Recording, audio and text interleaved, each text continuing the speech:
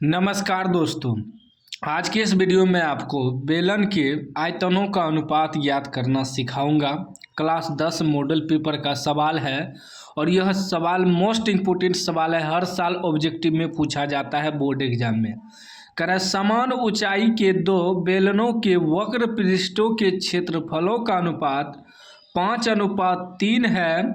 इनके आयतनों का अनुपात है, मतलब आयतनों का अनुपात ज्ञात करना है। पिछले साल भी बोर्ड एग्जाम में पूछा गया था, इस साल भी पूछा जाएगा। दो बेलन है, दो बेलन के वक्र पृष्ठ जो होता है वक्र पृष्ठ क्षेत्रफल, उसका जो है अनुपात दिया है 5:3। तो मान लीजिए इसका 5 अनुपात है और इसका 3 है। इसका 5 इसका 3, दोनों बेलनों का वक्र पृष्ठ क्षेत्रफलों का अनुपात दिया है। एक चीज ध्यान दीजिएगा, यहाँ करें समान ऊंचाई के दो बेलन, मतलब जितना इसका ऊंचाई है उतना ही इसका ऊंचाई है। तो इसका ऊंचाई h है तो इसका भी ऊंचाई h होगा। दोनों का ऊंचाई बराबर है, बस त्रिज्या अलग अलग है, ठीक ना। तो इसका भी त्रिज्या हमें मालूम करना होगा। इसको मान लीजिए r1 और इसका त्रिज्या मान लेते हैं r2, क्योंकि त्रिज्या समान नहीं है, त्रिज्या बराबर नहीं है, सिर्फ समान ऊंचाई है, मतलब ऊंचाई सिर्फ बराबर है, ठीक ना। और वक्र पृष्ठ क्षेत्रफलों का अनुपात दिया है, हमें आयतनों का अनुपात निकालना है। तो लिखेंगे बेलनों, देखिए हमें वक्र पृष्ठ क्षेत्रफलों का अनुपात दिया है, तो बेलन का वक्र पृष्ठ क्षेत्रफल क्या होता है, ठीक ना। पहले यह आपको जानना होगा। बेलन का वक्र पृष्ठ क्षेत्रफल का सूत्र होता है 2πr/h, ठीक ना। यह होता है बेलन का वक्र पृष्ठ क्षेत्रफल। याद रखिएगा सूत्र, बेलन का वक्र पृष्ठ क्षेत्रफल होता है 2πr/h, ठीक ना। अब हमें दो बेलन है तो लिखेंगे 2πr/h, ठीक। तो दोनों का अनुपात दिया है ना, तो एगो का त्रिज्या r1 है तो इसको r1 मान लेंगे, अनुपात मतलब बटे, फिर दूसरे बेलन का वक्र पृष्ठ क्षेत्रफल 2πr/2h, ठीक ना। क्योंकि एगो का त्रिज्या r1 एगो का त्रिज्या r2 है और दोनों का ऊंचाई समान है, बराबर है, इसीलिए दोनों में h दे दिए हम, ठीक ना। अब इसका अनुपात दिया है, अनुपात मतलब इसीलिए हम बटे में दिए कि 2πr1h बटे 2πr2h।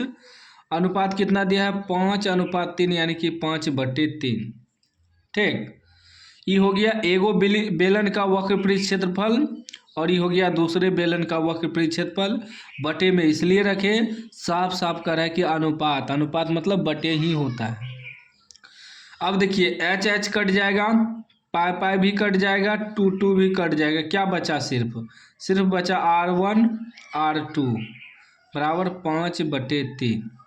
यानी कि हमारा त्रिज्या कितना मालूम हो गया कि 5:3। अब हमारा त्रिज्या मालूम हो गया, r1 आपका 5 हो गया, r2 आपका 3 हो गया, इसका त्रिज्या 5 इसका त्रिज्या 3।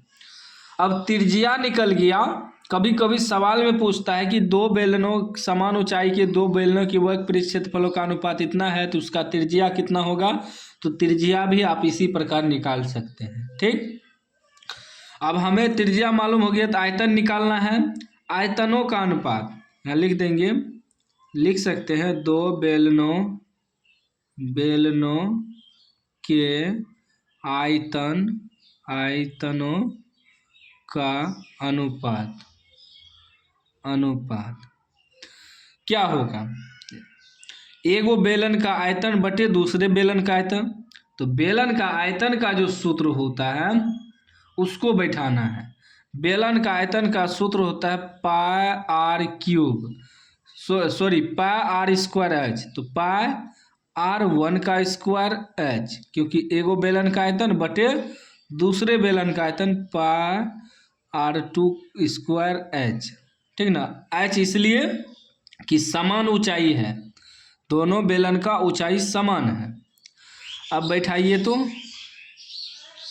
पाई गुना r1 का स्क्वायर, R1 5 है तो 5 का स्क्वायर गुना H बटे पाई गुना R2 का स्क्वायर, R2 3 है तो 3 का स्क्वायर गुना H, पाई पाई कट, H कट, क्या बचा 5 का स्क्वायर मतलब 25 और 3 का स्क्वायर मतलब 9, या इसको ऐसे लिख सकते हैं 25:9।